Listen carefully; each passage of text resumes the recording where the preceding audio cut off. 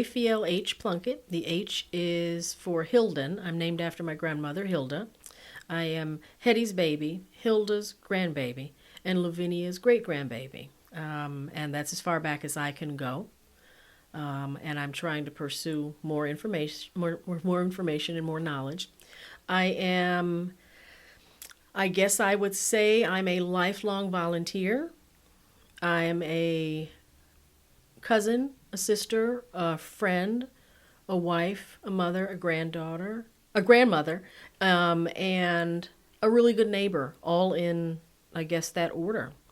I'm a lifelong learner, and I am a pet owner. So A pet owner. What type of pet do I you own? love dogs. I You love dogs. dog. Love them. Have you've grown up with dogs all your life? Yes, or? my Okay. entire life. My entire life. Okay. All right. And your husband, does he appreciate the pet? He does actually, does, yeah, because I okay. train them really well. Okay. We have very well behaved pets. I think that's one of the problems that people have is if they're not properly trained, and they don't fit with the family so well. We train our dogs so they fit with our family. You know, there's some tricks that they know to sit up and roll over. I don't see any value in that. They know not to step off the curb. They know to stop when I stop, that kind of thing. So we love our pets. Okay. All right. So let's move on to a little bit about reparations. We might jump back and forth as we go further into Sure. the conversation. Sure. Now, you were involved, you went to the California Reparations Task Force hearings. Can you let the audience know exactly when you started participating in the California Reparations Task Force hearings? I participated in the very first ones when it was really heavy into COVID and we couldn't meet in person and it was all virtual and they were taking testimony. And I can't even remember how I just happened to stumble upon the information. It wasn't like it was widely advertised and there were a number of us that knew about it. I just somehow figured it out and we signed on to give the testimony. From there, we were following the whole procedure. And that way we had a schedule and we attended all of the hearings, at least virtually. I missed two. I missed that first one. And that was in, I think, San Francisco, right? Yeah, Okay. that first one when Reverend Brown was there. And maybe that was his church even. And because of the pandemic. And we're in Southern California, so it was kind of scary at the time. Do we drive up there? Do we fly up there? Don't we? Sometimes you just got to speak from the heart, really. And I want to first say thank you to Chair Moore. I want to wish you a happy birthday, actually, too. Today is your birthday. This young woman is 30 years old today. Thank you. We are blessed. We are blessed to have a young, Black, millennial, powerful, strong force for reparations leading. Listen, we're going to get reparations. We're going to get reparations, okay? I also want to thank y'all for voting in favor of lineage-based reparations eligibility last month. I know it was tough.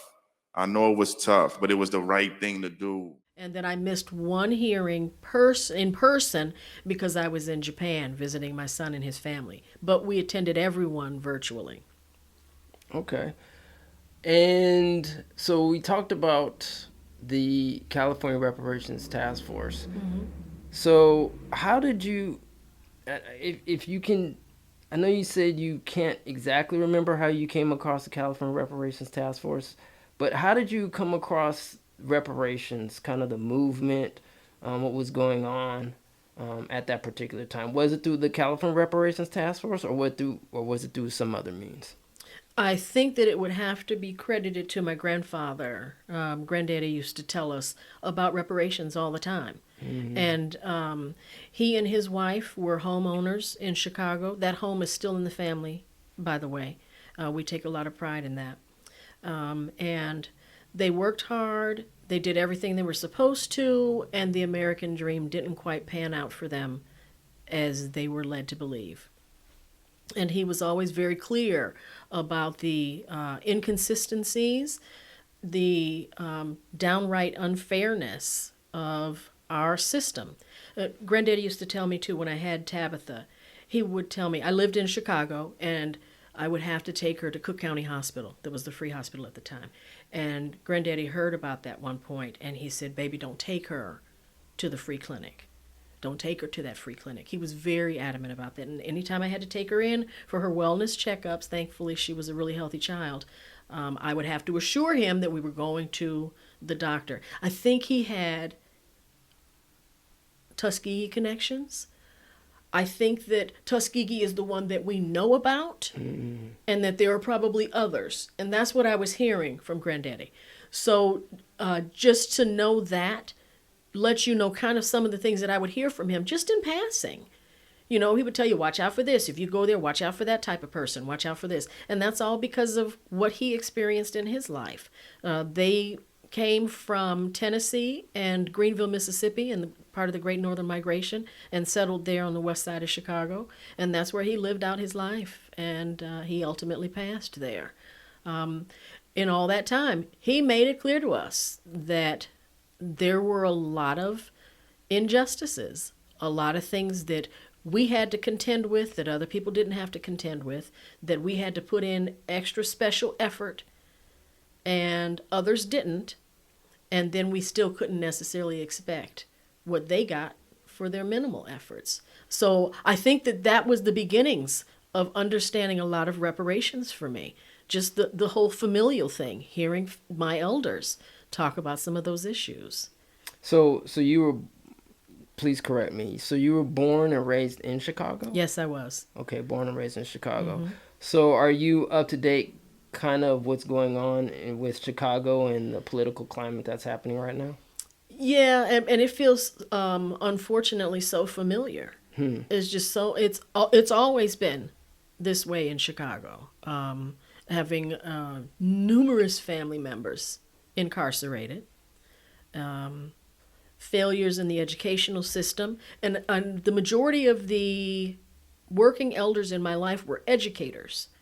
And to see what happens at the black schools as opposed to other schools was really disturbing. And that ties directly into the political machine. And Chicago has, it's a lot of corruption, a lot of damage done from that political machine. So in terms of contemporary Chicago, from the news reports and some of other media right now, it seems like there's been an influx of migrants, some of them undocumented, coming into Chicago. Mm-hmm. It seems like, according to some reports that I've seen, especially some Black Americans, have been basically complaining, about the influx of, people coming into Chicago, yet they aren't receiving the same resources as these individuals who are coming into Chicago. So I guess my question is, from your perspective and having lived in Chicago, what do you think Chicago can do? I know they're currently thinking about creating a reparations task force in Chicago. Who knows where that's going to go? Mm-hmm. But what do you think Black Chicagoans need? What do you see Chicago in terms of, because I know predominantly, is it the south side of Chicago? Or is it predominantly Black? Am I incorrect? In the west side as well. In the west side, okay. Mm-hmm. So yeah, your thoughts? Well, first, I don't have to go to social media to hear what's going on in Chicago. I can just pick up the phone and call my family. My people are still there, and so I hear it regularly. The frustration, the really blatant disrespect, the disenfranchisement. They feel like they're not even American citizens. And I can relate to that. I grew up in that. Chicago is one of the most segregated cities in the country, and it's always been that case. Yes, there's a lot of extreme disparity in what's provided for certain communities, and it is enormously frustrating to have come from a community when they always tell you, we don't have the money. We got to close this school. We're going to have to bus your children. Your kids don't have water. They don't have heat. They don't have books, but we're going to send them over to this school. And then now all of a sudden, those same schools that they closed down, they're opening them up to house people. It is maddening. It is really, really maddening for a lot of folks. And a lot of those folks are elders that would have been successful as part of the civil rights movement. They got their education. They had their careers. They are homeowners. And then they see the next generation not being able to have even as much as they have. It's very, very frustrating. And then all of a sudden, we're supposed to cry tears for people that come and say they have no economic opportunity. The unemployment rate for the Black community is higher than it is for any other community. It's been consistently that way since emancipation. That's right. That's right. So it's unfortunate. And a lot of people are stressed out by it, right? It's these constant indignities. So, I was trying to think about my next question in terms of Chicago, but let's keep it pushing here. So, I guess, and you can answer this question or not. It's totally up to you. Mm-hmm. So, if I'm correct, do you consider yourself a person of biracial descent? I consider myself a Black woman. A Black woman. Yeah, okay. Yeah. Yes, but I am. I guess technically, my father's white, and my mother's Black. But for my upbringing, it was always very clear you were one or the other.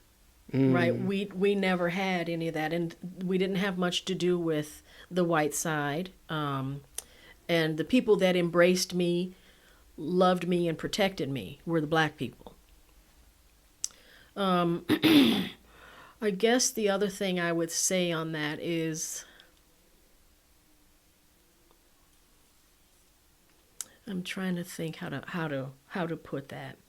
Yeah, take your time. Yeah, always take your time. Because it gets a little frustrating, in particular because we talk about the reparations movement being lineage-based. And it's interesting because my lack of full lineage is obvious, right? There's a lot of folks. Well, I don't know. Is it? Okay. You'd be shocked and surprised. Yes. But yeah. Yeah, I did get a lot of folks that kind of ask, what are you? Or even when I'm speaking to reparations, what are you doing speaking to this space? We did the MLK parade in LA, and I was handing out flyers in the parade. And there was a group of people that said, oh, look, they got a white girl handing stuff out. And I'm just like, no. Just look. Nope. Just look, right? But anyway, this whole notion of, are you this, are you that? Well, it's not so obvious when it's a Black presenting person. And chances are, they may not be lineage. Do you understand my point? So it's easier to look at somebody and judge them and try to say, yeah, no, you're not really Black. And that is hurtful. It feels like you're being excluded when you don't have that same expectation for other folks that you picture and you think they are Black. And then chances are they could have neither parent that was lineage based.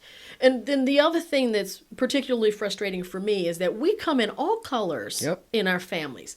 And I know everybody that wants to act like, what are you? What are you? You've got somebody in your family that looks like me. Stop it. Oh, yeah. Stop it. There's somebody in your family that looks like me. Absolutely. And I mean, that's very interesting that you say that, because I guess that's a good segue to talk about colorism. Mm-hmm. Absolutely. Right? Colorism, even within our own community. Growing up, did you face, colorism? And, what are your thoughts about in terms of colorism? I know today it might be a little different.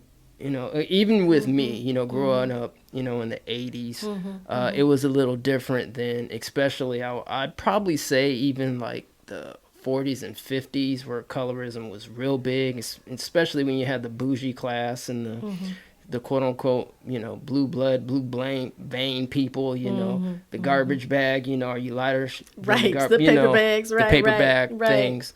What are your thoughts? What are your thoughts about, colorism growing up? And then modern day, do you see that as much in the black community as what you did growing up and historically? Yeah, so first, growing up, the first thing that comes to mind for me when you ask that question is so my mother was probably, I guess you'd say, a brown paper bag, a little bit darker than a shade of brown paper bag. And her first husband was a black man. So my older sister was very obviously black. And we would go places together, and it was always like, what are these two doing together? And then at Christmas, we would get dolls for Christmas, and my parents thought that they should buy a doll for us that looked like us. Mm-hmm. So Kim got a black doll. I got a white doll. Interesting. And I didn't want that doll. I wanted the doll that looked like the beautiful woman in my life, my mother. And I don't think that people appreciate that.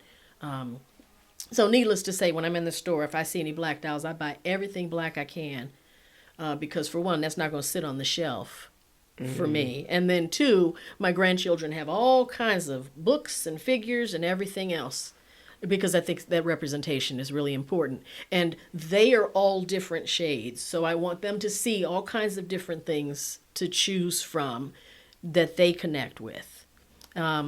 But as far as colorism, yeah, it was absolutely an issue. And then looking at it now, yeah, I think it is still an issue, but I'd have to say adult Raphael is very different than little girl Raphael. I've learned to handle it, right? I've been calloused over and kind of seasoned. So I deal with it, and I deal with people's unease when they first meet me, especially in a black space, and they're trying to figure out, what is this? Are you a mole? What is this person doing Are here? you a mole? You know what I'm saying?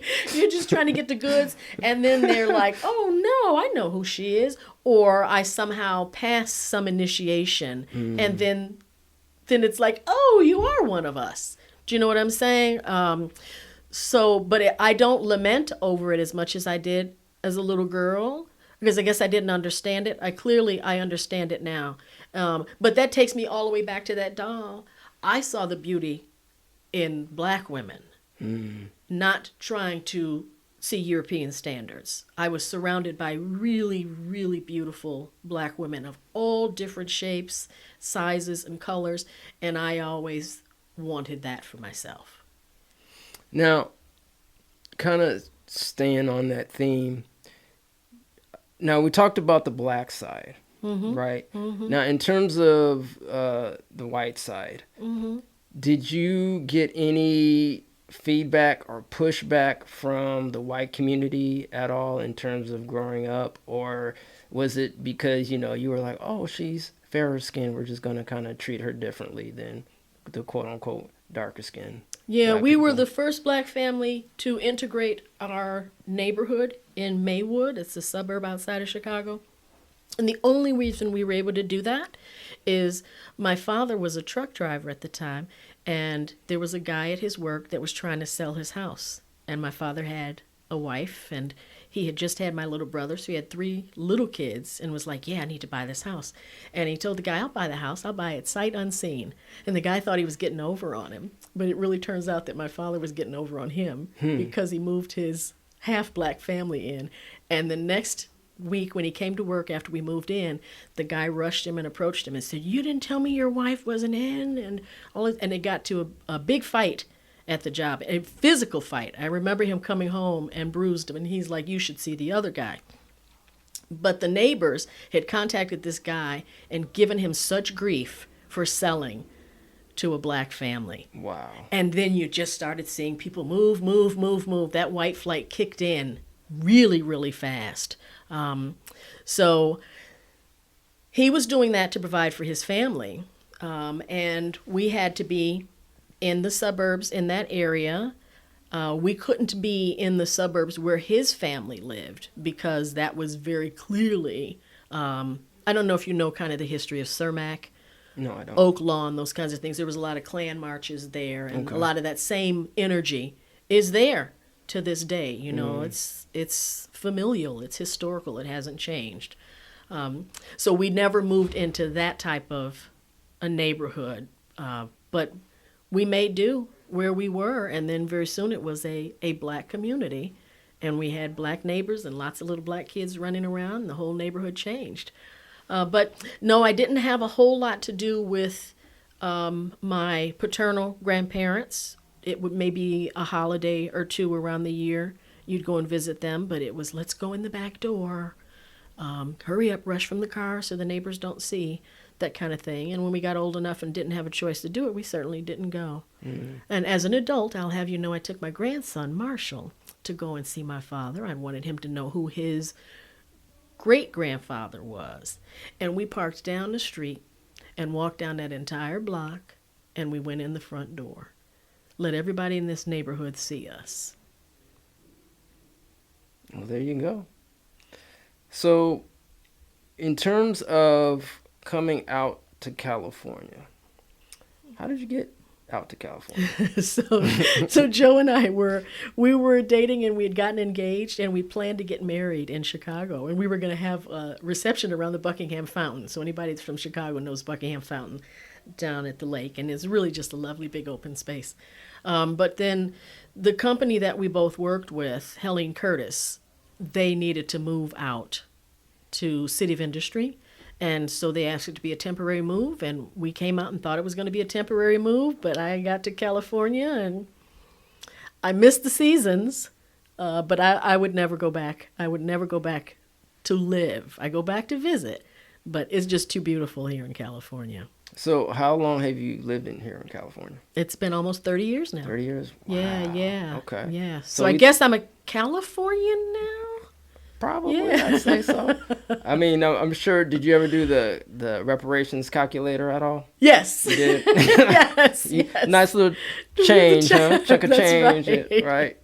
The reparations calendar. Oh, goodness. All right, so I guess let's talk about, I know you have something that is next to you. Oh, yes, I do. Do you want to talk about that? I don't know if that's an event or organization you're involved in, or... It is an endeavor of mine, and I think that it's probably been the result of my work in the reparations space and making sure that those of us that support reparations for descendants are representing and are in these spaces of power. So I'm dipping my foot in. I've decided to run to be a delegate for the Democratic Party and hopefully go to the Democratic Convention in August. Okay.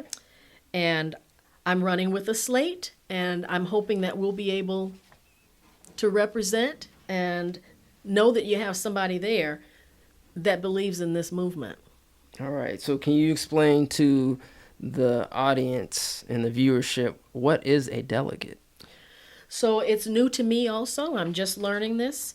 Apparently what it is if you'd ever seen the conventions and you see people standing with like a sign that says Illinois or California, and they'll say, "We the people of the great state of California put forward Biden." That's what the delegate is. Mm-hmm. So there'll be this huge convention. We go, we meet, we talk about how you're going to increase voter participation and make sure that we get our support behind the president. Okay. Why did you decide to venture out and become a delegate? I thought it makes sense to try and get a sense of what it means to be a politician, what it means to be in those positions of power, because it feels to me like these bills and these different proposals are coming, and it's so fast and furious in the reparations space. And my estimate that I'd heard is it would be more like 1.5 to 3 years. And in that time frame, I could really get a lot of education and then somehow help further the movement.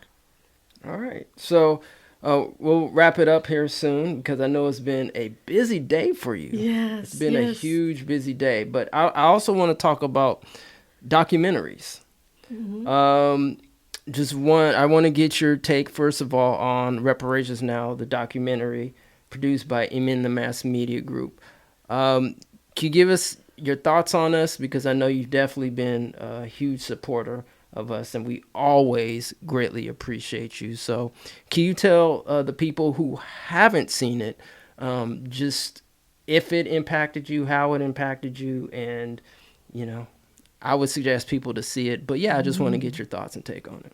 Well, first, I have enormous appreciation for men mass media. You guys have been so comprehensive in your coverage. It's almost mind-boggling. I don't know how you store everything. I don't know how you I keep don't know things how organized. either. You got to talk to Kim do. about that one. But she does a phenomenal job. And I'll be doing a presentation this Saturday, actually, for the Tri-Counties Democratic Club. And one of the things that I'm referring them to is the documentary, because I think it's so comprehensive. And it comes at you. It can be a bit of sensory overload when you hear all of the bills and all of the subtleties of things. It's a lot to keep up with, especially when you don't even know this space. I don't even know this space, and it gets to be a little overwhelming. So seeing the documentary gives it to you where it's palatable, and I don't think you are speaking down to anyone. And it made it very personal, very personable, that people can see folks that look like them. They can hear familiar stories, and they get a sense of a connection to what's going on.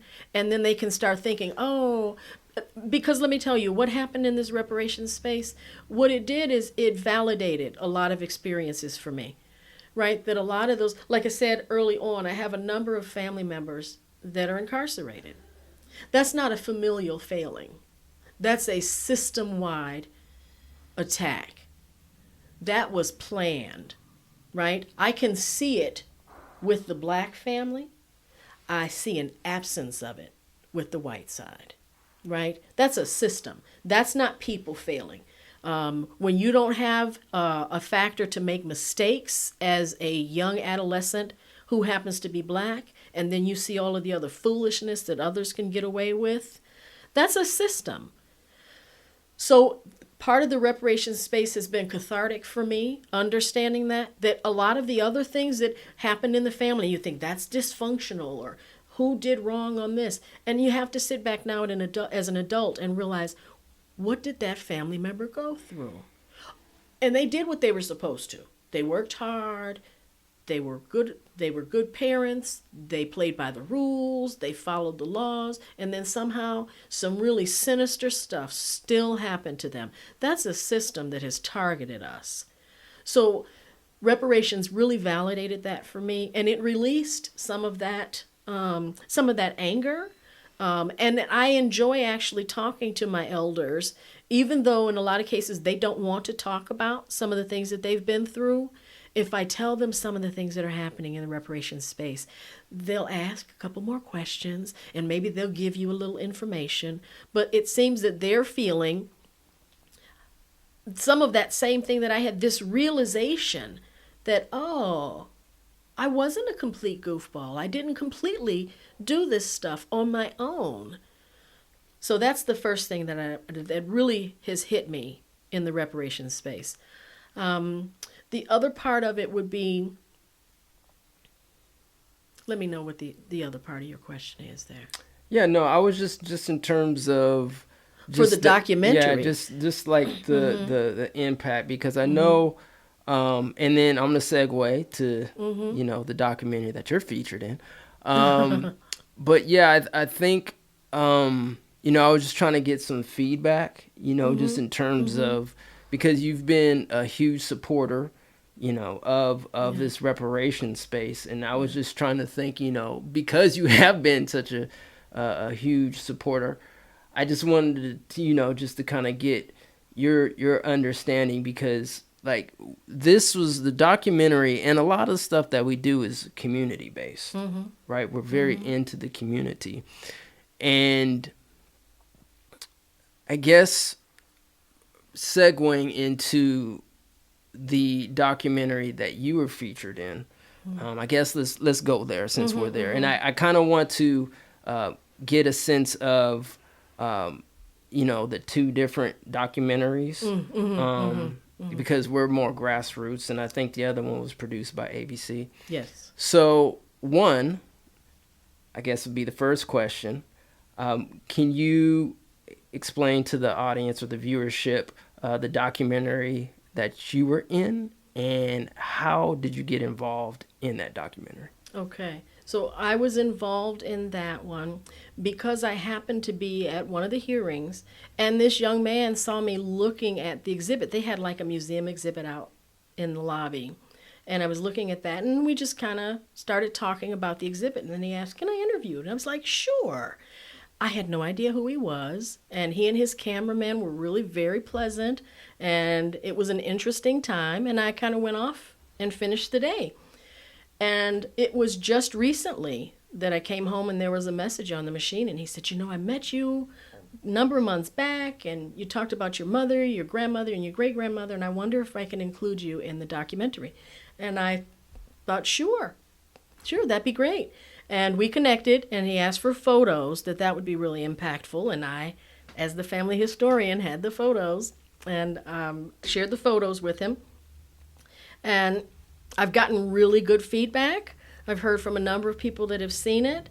I'm just really honored and humbled to have been a part of that whole thing.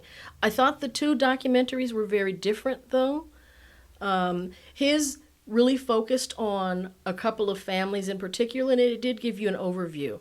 I thought that ETM's documentary was very grassroots, very behind the scenes, very much in there seeing what was happening. And so the two contrast each other, but they really complement each other. And that's the great thing about one, documentaries, and then two, this reparations movement, because you could tell it from so many different lenses. Right. And different people receive things differently. Yeah. So you'd have to put it out there. Some folks are visual, some are audio. You got to put it out there the way people are going to receive it, and keep trying different versions so you hit different people. Exactly.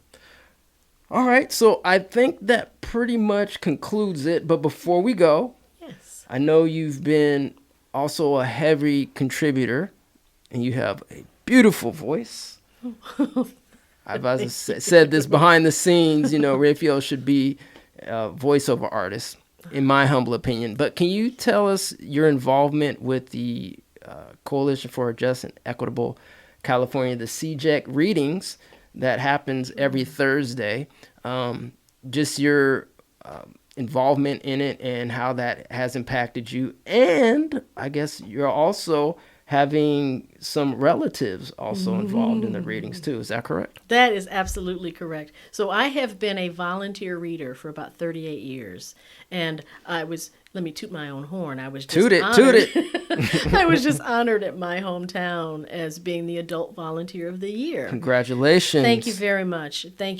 I think it's very important to read. I read to children, I read to adults at the library, at senior centers, in schools, K through high school. I just think literacy is a very important thing. And but it's also important for the connection with the kids, for them to know that they're important to me. You get my time and my effort. But it's also important for the teachers to know you get my time and effort so you can go do what you need to do and catch your breath for this time that I'm with the kids. So it just seems to be a real multi-level beneficial type of thing. And I get teased, why do you do this and you don't get paid? I do get paid. I get paid in all those little smiles that I see and the successes that those kids have. The teachers get a moment of respite. I get paid in different ways. So that has helped me to be comfortable with reading, just doing it for so long.